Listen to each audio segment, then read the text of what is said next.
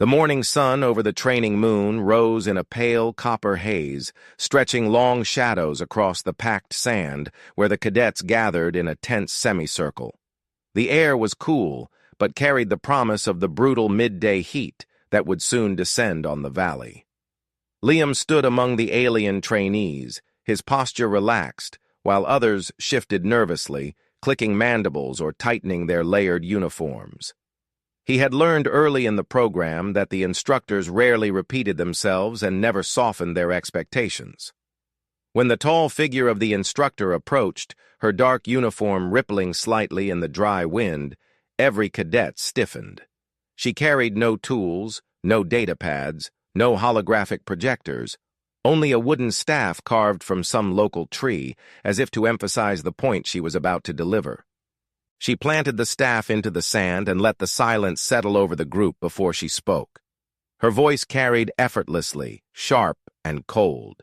She declared that for the next survival module, each cadet would be allowed to use only natural materials found within the designated training zone. No synthetics, no prepared ropes, no metal edges, no artificial constructs of any kind. The order struck the group like a blow. Several cadets exchanged worried glances, and one reptilian student even let out a hiss of disbelief. The instructor continued, explaining that the trial was designed to measure adaptability and environmental understanding, not reliance on manufactured tools. Liam listened without the slightest sign of worry. In fact, the restriction felt almost comforting to him, grounding him in something familiar from the wilderness training he had done back on Earth. When he had first applied to the Interspecies Academy, he never imagined how different the challenges would be from what he knew. But this task, at least on the surface, seemed straightforward. He had grown up exploring forests and experimenting with whatever the land offered. He understood wood, fiber, friction, and weight in a way that no classroom could teach. As the instructor's words drifted into silence, he felt a small spark of eager curiosity rather than dread. She dismissed the group with a sweeping gesture of her hand, telling them they had until nightfall to establish a functioning shelter and demonstrate basic defenses. The moment she stepped back and began observing from a distance, the field erupted in chaotic motion. Cadets rushed in all directions, each retreating toward whatever patch of terrain looked least threatening. Some bent over bushes trying to yank branches free, others attempted to scrape bark with their claws, frustrated when the dry fibers crumbled under their efforts. One large avian trainee flapped his wings in agitation, trying to lift fallen logs far heavier than he expected, scattering dust in every direction. Liam did not run or rush. He scanned the environment carefully, letting his eyes adjust to the subtle differences in color and texture that revealed what plants might be flexible, what woods might be brittle, and what fibers could be worked with minimal preparation. He crouched near a cluster of tall, vine-covered stones and pressed his fingers against the green strands. The vines were surprisingly firm, filled with moisture and tensile strength. He tugged gently, then more firmly, testing their give. When he realized they resisted snapping even under considerable force, he felt a grin tug at the corner of his mouth. He could already imagine what he would make from them. While other cadets grew increasingly overwhelmed, he moved with steady purpose. He wandered farther into the training zone, taking note of everything. The fallen branches shaped by the planet's low gravity, the thick reeds growing beside a shallow basin of cracked mud, the sap-producing shrubs whose adhesive resin could serve as a binding agent, and even the heavy stones perfect for creating anchor points. He handled each material with care, treating the landscape not as an obstacle, but as a workshop waiting to be shaped. When he reached a small ridge overlooking the valley, he paused and scanned the horizon. The instructor stood far off, her arms crossed, watching the disarray with an unreadable expression. He wondered briefly whether she expected anyone to excel under these constraints.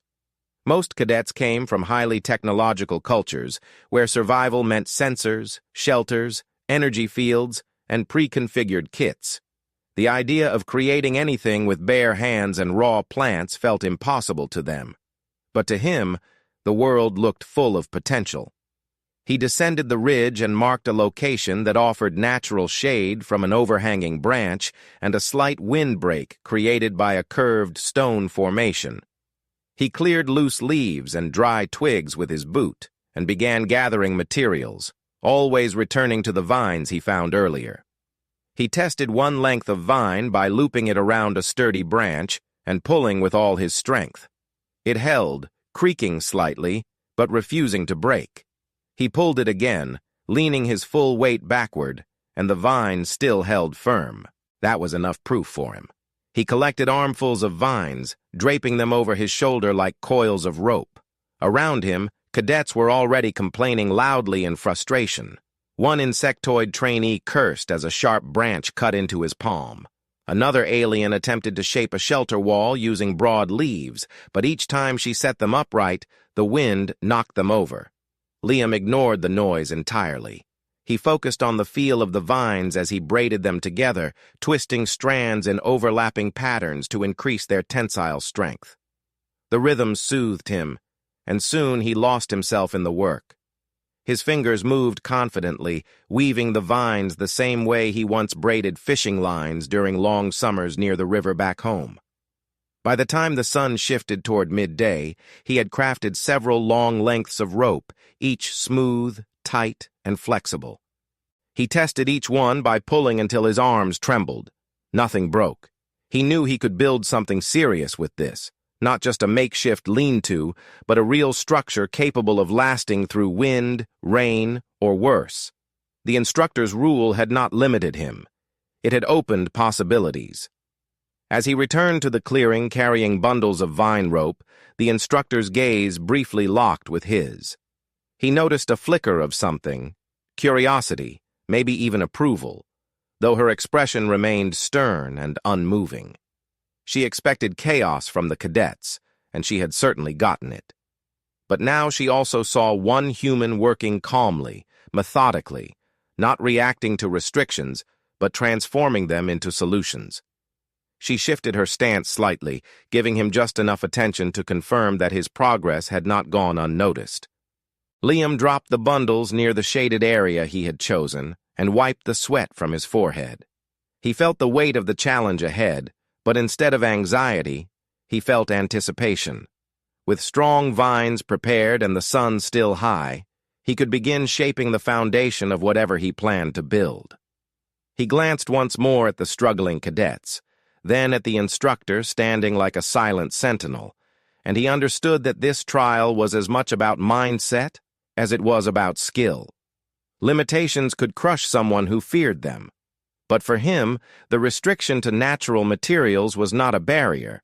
It was an invitation to excel. Liam started working the moment he had gathered enough vines to experiment with, settling into the shaded corner he had chosen earlier. The heat had begun its slow and merciless climb, but the shade from the overhanging branch kept the worst of it away. He sat on the packed ground, knees drawn up, and arranged the vines in neat piles based on thickness and moisture content.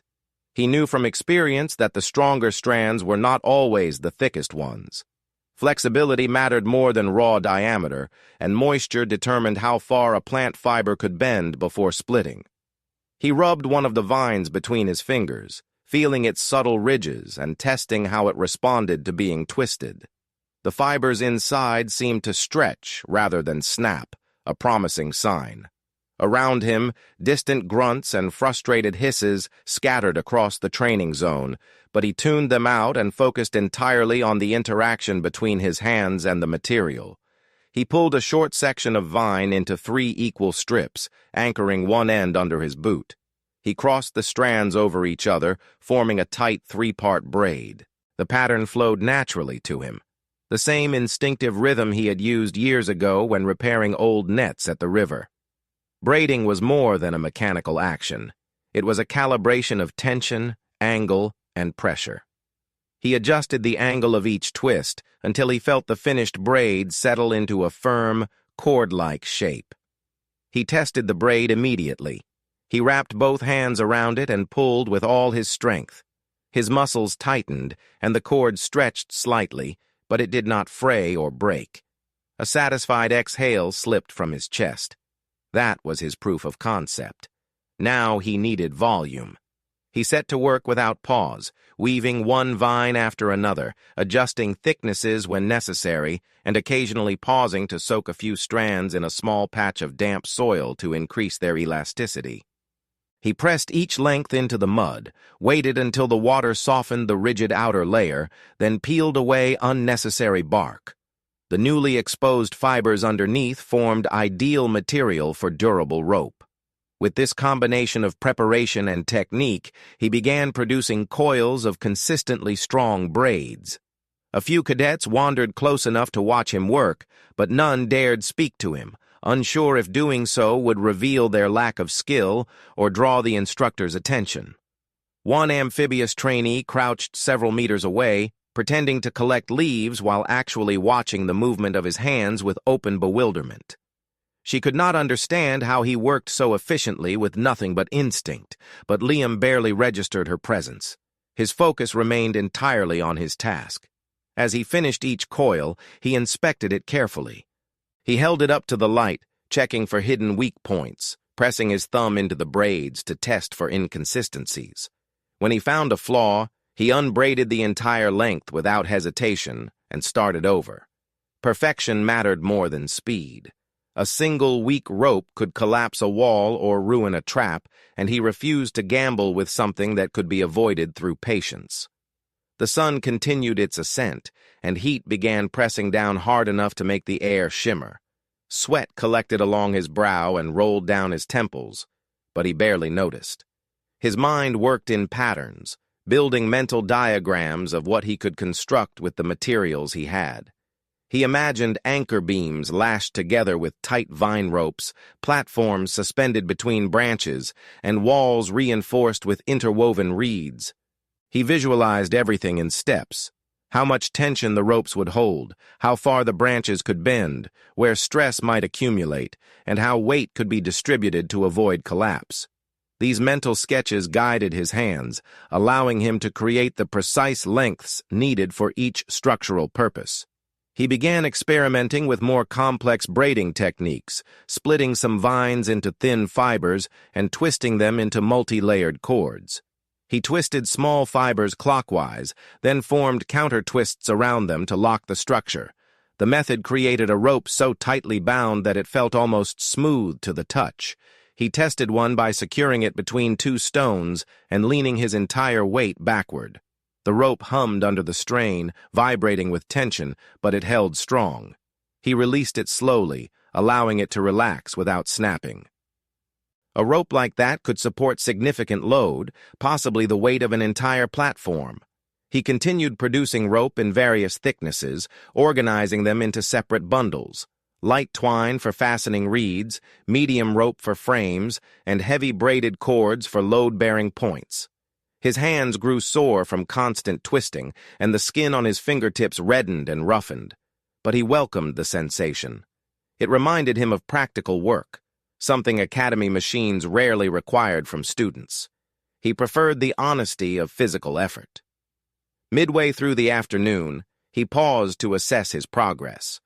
He had accumulated enough vine ropes to begin structural construction, but he wanted at least a few longer braids for support lines. He measured the required length with his arms, estimating proportions based on the tree branch he planned to use as the upper beam. He selected the longest vines he had and began braiding them slowly, ensuring every twist was identical to the previous one. As the rope grew thicker, he looped it over his shoulder to keep it from dragging across the ground. When he finished the final heavy cord, he performed his usual test. He tied one end around a smooth stone and pulled.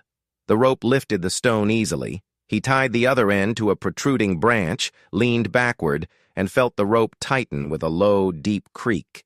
It held firm. He held the position for several seconds, then loosened his grip and allowed the rope to settle. His arms trembled slightly from the effort, but he felt energized. The rope performed exactly as he intended. The instructor watched him from across the field, keeping her expression stern but attentive. She had noticed his methodical process hours ago, yet she pretended to remain focused on the entire group. Her gaze shifted toward him repeatedly, lingering longer each time. She understood that he was not improvising randomly. He was building a system, preparing materials with the precision of someone who had done this more times than he cared to admit. Liam finally stood, wiping his palms against his trousers. The piles of rope at his feet formed an impressive assortment, far beyond what any cadet had ever produced in previous iterations of this module. He rolled his shoulders to relieve tension and surveyed the site he intended to transform into a multi-level shelter. He could already see the lines where he would anchor supports, the angles where beams would intersect, and the pathways where he would integrate traps and alarms later. Everything relied on the ropes he had just made. Without waiting for a break or acknowledging the fatigue settling into his muscles, he gathered the bundles in his arms, gripping them firmly. His progress had surpassed anything the other cadets had managed by this point, and he knew it. The real challenge would begin once he started assembling the structure. But with strong, reliable vines in his possession, he felt fully prepared. As he carried the rope toward his chosen area, the instructor shifted her stance slightly, and her gaze followed him with unmistakable focus. She did not speak, nor did she offer praise, but her silence conveyed something rare: acknowledgement. Liam did not slow down to interpret it. He had no intention of proving a point to her. He simply wanted to build something remarkable before nightfall, and he finally had the tools to start. Liam set the rope bundles down beside the shaded clearing and stretched his shoulders, letting the weight of the day settle briefly before pushing forward. He knew the shelter would take time, but the perimeter needed to be established first. A structure without protection meant nothing on a training moon where instructors delighted in releasing nocturnal creatures to unsettle cadets or test their reactions under pressure. He had no intention of leaving himself or anyone near his camp exposed when the sun dropped behind the ridge. The landscape demanded caution, and he trusted the environment enough to respect its dangers. He walked several meters away from the clearing, studying footprints left by the cadets and faint claw marks etched into drying mud. The marks were fresh, too fresh to belong to the group. The instructors liked placing local wildlife in strategic pockets around the zone. Judging by the shape of the indentations, something small but fast had passed through recently. Speed mattered more to him than size. A swift creature could sabotage his work or trigger panic in nearby cadets who already struggled to cope with the trial. He knelt, running his fingers across the marks, then rose with a quiet determination. He needed alarms first, then snares, then deterrent traps. The alarm system began with tension cords. He selected thin, tightly braided vine ropes from his bundles and worked methodically, anchoring the cords between two sturdy points where footsteps or movement would pull the rope enough to release a noise trigger. For the trigger itself, he collected hollow stones that produced sharp tones when struck. He suspended small stones above each tension line using dry reeds and tied knots that would release them the moment the rope moved even slightly. When he stepped back to inspect the first alarm, he eased his foot forward to test it. The rope shifted, the reeds snapped, and the suspended stone struck the hollow one with a loud, resonant clack that echoed across the clearing. The sound carried far, sharp enough to cut through the noisy activity of cadets still struggling nearby. Satisfied, he reset the mechanism and continued creating a semicircle of alarms around the core area where he intended to build his shelter. Each system was slightly different, adjusted to compensate for variations in wind, ground slope, and tension. He worked quickly but with precision, ensuring nothing was left loose or poorly fastened. Every knot had to hold under stress. Every anchor point needed stability.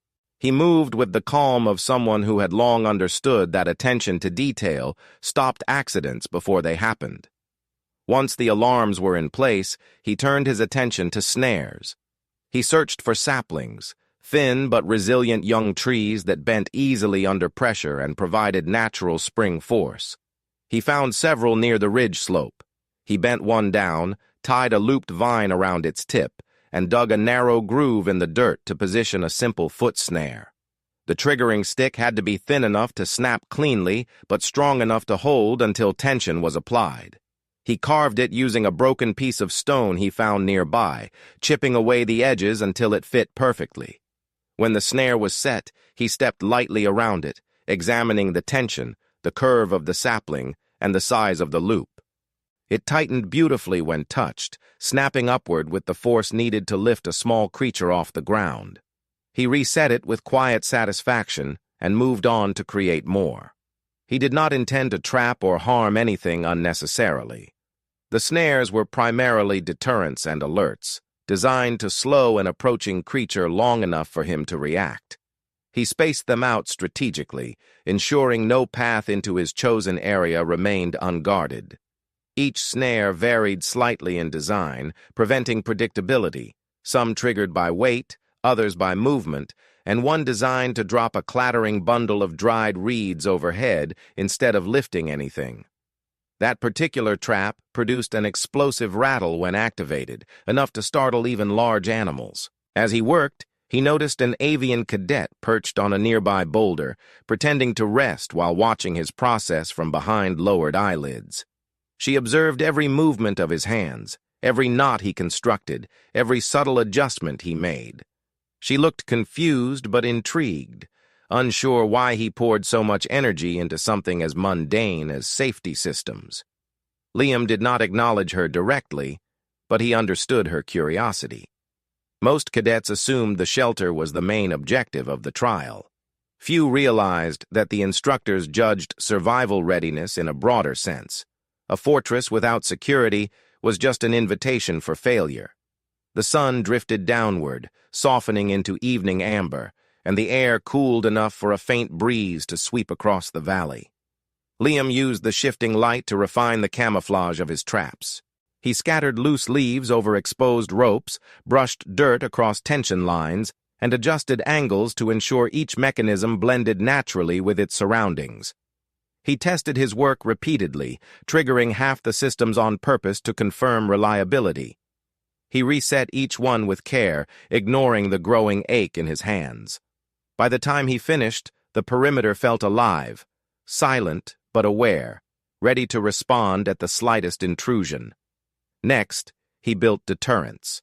He gathered thorned branches from a nearby thicket and arranged them into low-spiked barriers disguised as natural brush piles. These obstacles would discourage creatures from wandering too close and funnel movement toward the audible alarms. The thorns were razor-sharp, capable of slicing through thin skin, so he placed them at angles that encouraged caution rather than injury. The idea was not to harm, but to guide, forcing anything approaching his camp to follow predictable paths. Controlled pathways meant controlled danger. The last addition was a drop trap. He constructed it by suspending a weighted lattice of branches over a narrow passage between two stones. He used thick rope for the main suspension, tying knots that held firm but would release instantly when the trigger was disturbed. He balanced the lattice carefully, adjusting the placement of stones beneath it so the structure would fall evenly. When he finished, he stepped back and looked over the trap with satisfaction. It was sturdy, silent, and efficient, a perfect test for smaller predators. Even if something wandered into it by accident, the fall would pin rather than injure.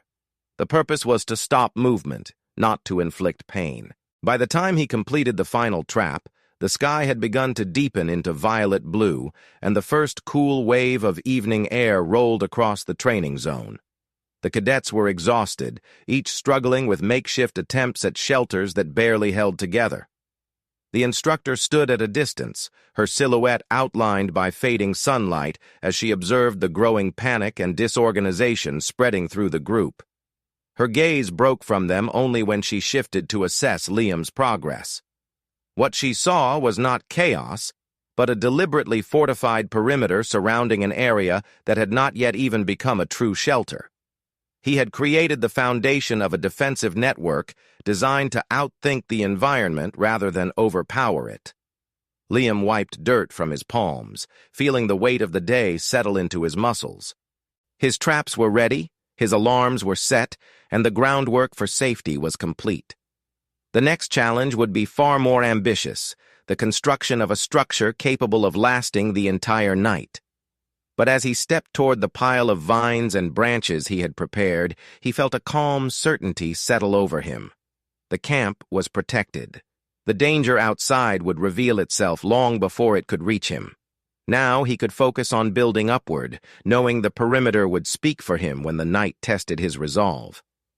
Liam stood at the edge of the cleared space, letting the coolant air brush against his face as he prepared himself mentally for the next part of the task. The traps and alarms formed a protective ring behind him, leaving the center free for construction.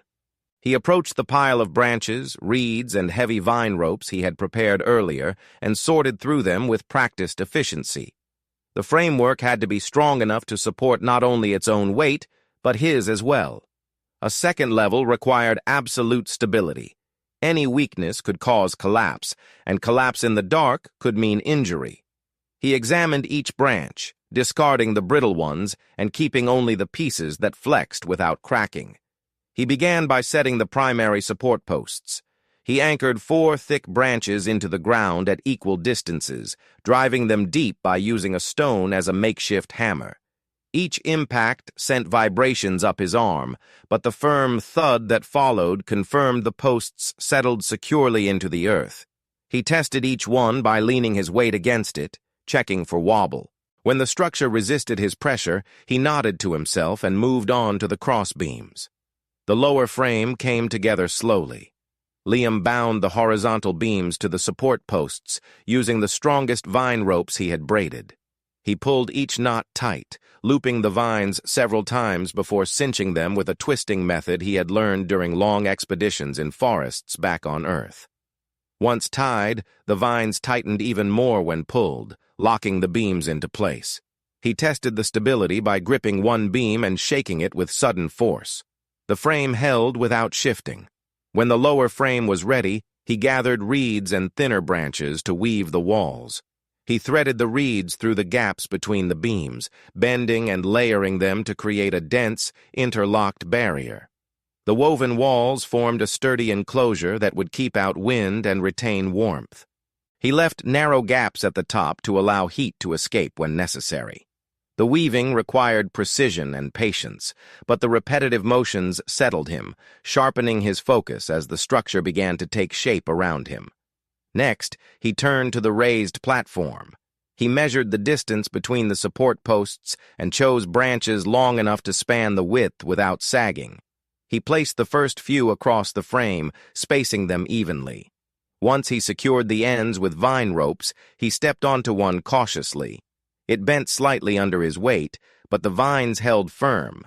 He added more branches to reinforce the platform, weaving smaller ones between the main supports until the surface felt stable underfoot. By the time he finished, the platform resembled the beginnings of a loft, suspended safely above ground level. The latter required a separate effort. He selected 2 long, straight branches for the sides and several short ones for the rungs. He lashed each rung to the sides with thick vine ropes, ensuring the spacing allowed comfortable climbing. He tested the ladder by placing it against the platform and stepping onto each rung carefully. The structure held, swaying slightly but strong enough to bear his full weight. He carried the ladder inside the shelter frame and positioned it at the back corner, where shadows would conceal it from outside view. With the platform secure, he shifted his attention to the roof. He gathered broad leaves and flexible branches, layering them to create a water-resistant covering. He tied them down with thinner vines, forming a sloped angle that would direct rain away from the shelter. The roof extended slightly past the walls, providing shade and keeping the interior dry. He climbed to the platform and adjusted the overhang, tying additional vines to keep the roof anchored against strong winds. The sloped structure felt surprisingly sturdy, especially for something made without a single synthetic tool. When he stepped back to the ground, he looked up at his work. The upper level still lacked walls, so he began weaving barrier panels using reeds and dried grass. He tied these panels along the edges of the platform, leaving one opening large enough to crawl through. The upper walls did not need to be as thick as the lower ones. Their purpose was protection from wind and concealment from view. The elevation itself kept him safe from most nocturnal creatures, but the barrier added insurance. One of the alien cadets walked past his construction area, exhausted and bewildered. She stopped to stare at the partially completed two-story structure with widened eyes. Her expression shifted from confusion to awe as she realized he was not merely building shelter. He was creating an efficient living space. She watched him carry another bundle of reeds up the ladder, his movements steady and controlled despite the long day. She murmured something under her breath, perhaps admiration, perhaps disbelief, before returning to her own collapsing lean-to. Liam worked without pausing, driven by a sense of purpose and an underlying urgency. Night approached quickly on the training moon. The diminishing light tinted the sky in shades of purple and indigo. He wove the last of the grass panels into place and secured them tightly, then lined the lower interior with a layer of soft leaves to serve as insulation. The leaves created a cushioned floor that felt warm underfoot. He pressed them down, arranging them carefully to cover every corner of the lower level. He knew he needed one more feature: structural reinforcement. He took several thick vines and looped them around the upper frame, pulling them downward and anchoring them to the base support posts. The tension created a triangular distribution of force, stabilizing the entire structure.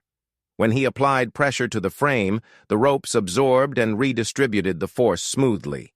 He felt the shelter settle into harmony with its environment, grounded and balanced. Only when the structure was nearly complete did the instructor approach. He sensed her presence before he saw her, the subtle shift in the air as she stepped through the outskirts of his perimeter. His alarms did not sound. She moved with the silent precision of someone who knew how to avoid triggering defensive systems. She stopped several meters from the shelter, her posture rigid, her gaze assessing. She said nothing, but her eyes followed every detail: the reinforced frame, the elevated platform, the interwoven walls, the angled roof, and the sturdy ladder. She observed his every motion as he tightened one final vine knot at the corner of the roof. He climbed down the ladder and stepped outside, his muscles aching but his expression calm. He felt the satisfaction of creation settle deep within him. The structure stood tall and sure, ready for the darkness that would soon blanket the valley. The instructor held his gaze for a long moment, then shifted her eyes upward toward the second level. She seemed to evaluate not just the craftsmanship, but the intention behind it. He had built with purpose, precision, and an understanding of environmental constraints that exceeded expectations. Without a word, she turned and stepped back into the shadows, leaving him alone with his finished shelter. He looked up at the upper platform, knowing it would provide safety and warmth throughout the night. The perimeter was secure, the structure complete, and the evening settled around him with quiet assurance. He climbed the ladder once more to inspect the upper level, feeling the weave of the floor beneath his boots. Everything held firm. He allowed himself a brief moment of rest before preparing for whatever the night might bring. Liam remained on the raised platform, listening as the last light thinned across the sky and surrendered to the descent of night. The temperature dropped sharply, filling the air with a crispness that carried every distant sound. From where he sat, he could hear faint rustling across the valley and an occasional frustrated whisper from cadets who still struggled to adapt to the fading visibility. The interior of his shelter absorbed the darkness gently, warmed by the insulating materials he had arranged earlier. He breathed slowly, allowing the calm of the night to settle over him. His traps remained silent, undisturbed, and the shelter's frame stood firm against the coming wind. He knew he had done everything necessary to face whatever the instructors planned. He descended the ladder to make one final inspection before resting. The alarms hung ready, the snares remained reset and tight, and the deterrent barriers blended seamlessly into the surrounding brush. The cool air carried hints of movement in the distance, but nothing approached his perimeter. Each step he took around the camp reaffirmed the stability of his work. Something about the quiet confidence of the landscape reminded him of long nights spent outdoors on Earth, where darkness felt less like a threat and more like a companion. He felt the same way now, alert, but unafraid. After completing his checks, he returned to the shelter's lower level and settled against the wall to rest. He did not sleep, but allowed his eyes to close briefly, listening to the rhythm of the night. When he opened them again, a flicker of movement in the shadows caught his attention. The instructor stepped into view, emerging as silently as the changing light.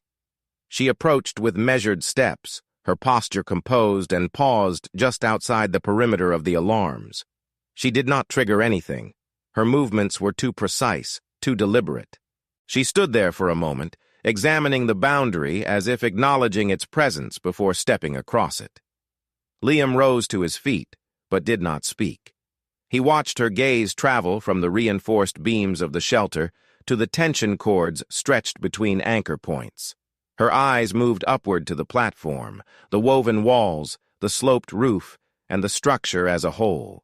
She circled the shelter slowly, allowing herself to take in every detail. He knew she understood construction, strategy, and environmental adaptation on a level few cadets could interpret, and her silence told him she was not simply observing. She was evaluating. When she finally stepped closer, the dim starlight reflected faintly in her eyes. She rested her hand briefly on one of the support beams, applying pressure with the practiced subtlety of someone who knew precisely how to test for flaws. The beam did not shift. She looked toward the ladder, then up at the loft, and her expression remained unreadable. Her presence alone, however, carried weight, far more than any spoken critique could have. She finally turned toward him, her posture straight, and spoke with a calm firmness that resonated through the quiet clearing. She said he had exceeded the scope of the assignment. Her voice held neither warmth nor reprimand. It simply conveyed truth. She explained that the purpose of the trial was not to create superiority over others, nor to produce a structure that could withstand the harshest of conditions, but to measure adaptability under constraint. Yet he had gone beyond adaptation.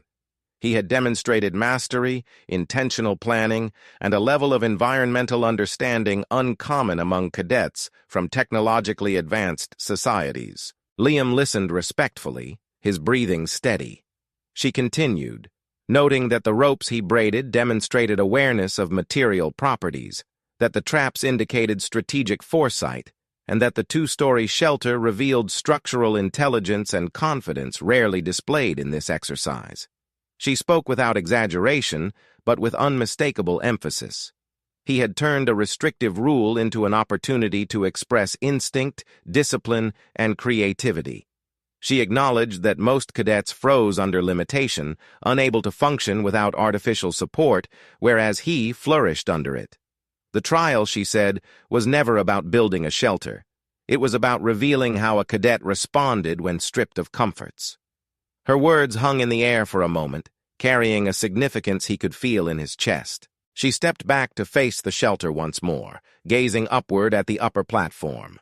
She told him no further instruction would be given for the remainder of the night. He had achieved more than enough to fulfill the expectations of the task. She informed him the valley would remain safe for him because his systems ensured it, regardless of the creatures that roamed beyond the traps. Then she inclined her head slightly, an action so rare among instructors that it carried the weight of something approaching respect. She departed as quietly as she had arrived, leaving him alone with the structure that now felt less like a temporary shelter and more like a testament to his approach to survival. He watched her silhouette fade into the night until it became indistinguishable from the surrounding terrain. Once she vanished completely, he climbed the ladder to the platform and settled into the upper level, letting the cool air brush against his face through small openings in the woven walls. The night passed without disturbance. His alarms never sounded. His traps remained untouched. The wind whispered through the reeds, and the structure held firm against the shifting currents. When dawn finally broke, bathing the valley in pale gold, Liam stepped outside to inspect his camp once more. Everything remained exactly as he had built it, stable, quiet, and ready for another night, had one been required. As the instructor gathered the cadets for assessment, She said nothing overtly about his accomplishment. She did not need to. The other cadets had already seen the towering structure rising above the brush, and shock washed over them as they stood nearby, exhausted and frustrated from their own attempts at survival. Many stared in disbelief, others in silence tinged with admiration. Even those who had doubted him earlier now recognized what he had built was not simply functional, it was remarkable. The instructor dismissed the group after a final evaluation and declared the module complete. Liam dismantled part of his traps to show respect for the environment, then stepped away from the shelter. As he walked back toward the assembly area, the rising sun cast long shadows of the structure behind him, stretching across the ground like an imprint of determination. In the end, he left the valley with a sense of quiet fulfillment. He had not conquered the challenge or outperformed others for the sake of pride. He had proven to himself that constraints did not weaken his capability. They sharpened it. He understood nature not as an obstacle, but as a partner, a resource that revealed its usefulness only to those who listened carefully. His shelter remained standing after he departed, a silent monument to resilience, ingenuity, and the strength of working with the world instead of against it.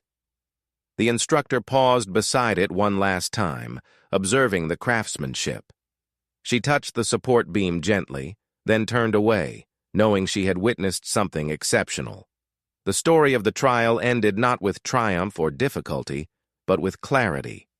Liam walked forward into the next challenge, carrying the knowledge that his greatest skill was not strength or speed, but the ability to create order out of limitation. The shelter, the traps, and the rope work all stood as proof that he thrived where others hesitated.